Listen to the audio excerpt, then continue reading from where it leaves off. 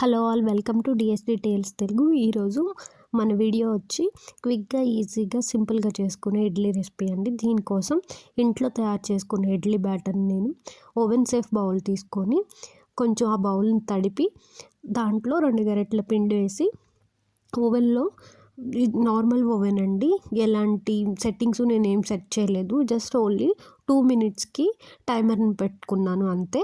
So మీరు ఇక్కడ video క్లిప్లో చూడండి, మీకు టైమర్ నేను జూమ్లో చూపిస్తాను.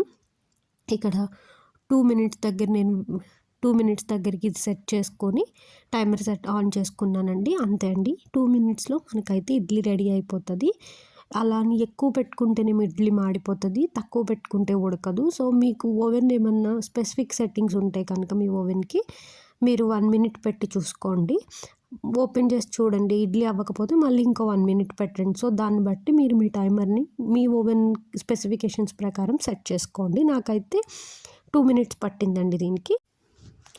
2 మినిట్స్ అయ్యాక ఇడ్లీ చూద్దామండి ఎలా ఉందో. చూడండి, పొగలు కక్కుకొని వస్తుంది మన ఇడ్లీ.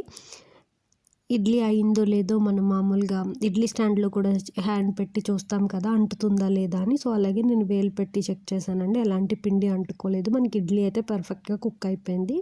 ఇది 30 నుంచి 45 సెకండ్స్ చల్లారాక మనం ఇడ్లీని డిమౌల్డ్ చేసుకోవాలి. స్పూన్తో కానీ, చాక్తో కానీ, దేనితోనైనా. ఓవెన్ ఉన్న వాళ్ళు ఇడ్లీని వేయడం ఈ విధంగా ట్రై చేయండి తప్పకుండా. మీకు మార్నింగ్ పిల్లలు స్కూల్ టైంలో అయితే మీకు చాలా యూస్ఫుల్ ఉంటుందండి, టైం సేవ్ అవుతుంది.